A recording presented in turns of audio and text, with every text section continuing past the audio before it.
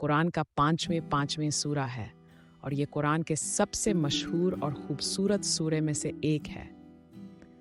اس کی آیات میں بار بار دہرایا جاتا ہے، تمہارے رب کی کس نعمت کو تم انکار کرو گے؟ یہ مواد انسانیت کو اپنے خالق کے زیادہ سے زیادہ نعمتوں اور احسانوں پر غور کرنے کی یاد دلاتا ہے۔ یہ سورہ اللہ کے ایک نام الرحمن کے بعد نامگزر ہے، جو سب سے زیادہ رحم کرنے والا کا معنی ہے۔ ترتیباتی تجزیہ: سورہ رحمن میں ریڈ 8 آیات ہیں اور اس کی خصوصیت یہ ہے کہ یہ ایک خاص تنظیم کی ساخت رکھتی ہے اور بار بار دہرائی جانے والی دوہری پلی بات ہے، تمہارے رب کی کس نعمت کو تم انکار کرو گے؟ سورہ کئی حصوں میں تقسیم کی جاتی ہے، ہر ایک حصہ اللہ کی رحمت، خلقت اور انصاف کے مختلف پہلوؤں کو اجاگر کرتا ہے۔ شکر گزاری اور تسلیم کی موضوع: سورہ رحمان کا وسطی موضوع شکر گزاری اور اللہ کی نعمتوں کی شناخت کے گرد گھومتا ہے۔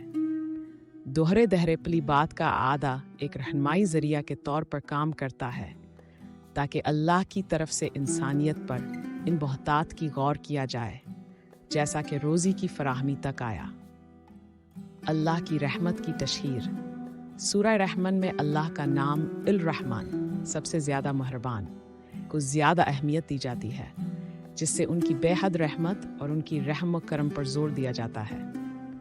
سورہ مختلف طرح کی اللہ کی رحمت کی وضاحت کرتا ہے، جیسے آسمانوں اور زمین کی پیدائش، روزی کی فراہمی اور انسانیت کے ذریعے رہنمائی، جنت کی بہاروں کی تصاویر کو ساتھ دیتا ہے اور کافروں اور ظالمین کے لیے دوزخ کی عذاب کے نقشہ کو ایجاد کرتا ہے۔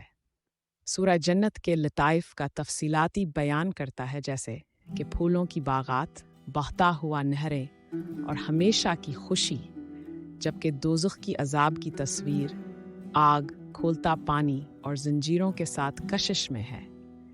تخلیق پر تفکر: سورہ رحمن مومنین کو اللہ کی تخلیق کے نشانوں پر غور کرنے اور طبیعت کی دنیا میں ان کی قدرت اور حکمت کو پہچاننے کی دعوت دیتا ہے۔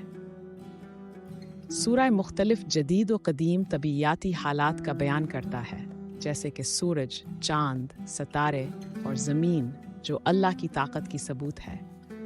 عمل کی گواہی اور جواب دہی: سورہ میں عمل کرنے کے لیے ایک دعوت ہوتی ہے تاکہ اللہ کی نعمتوں کو مانا جائے، اس کی مرضی پر تسلیم کی جائے اور انصاف کی طلب کی جائے۔ سورہ قیامت کے دن کی یاد دہانی کرتی ہے، جب تمام مخلوقات اپنے اعمال کے لیے جواب دہی کریں گی اور نافرمانی اور انکار کی سخت سزا کی ہدایت دیتی ہے۔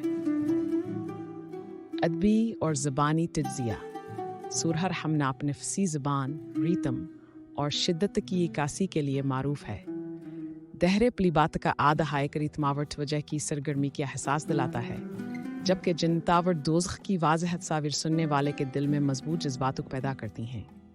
علاوہ ازیں، سورہ مختلفات بیاشارات، مثالیں اور سوالات کے ابتدائی استعمال کرتی ہے تاکہ اپنے پیغام کو مؤثر طریقے سے پہنچائے۔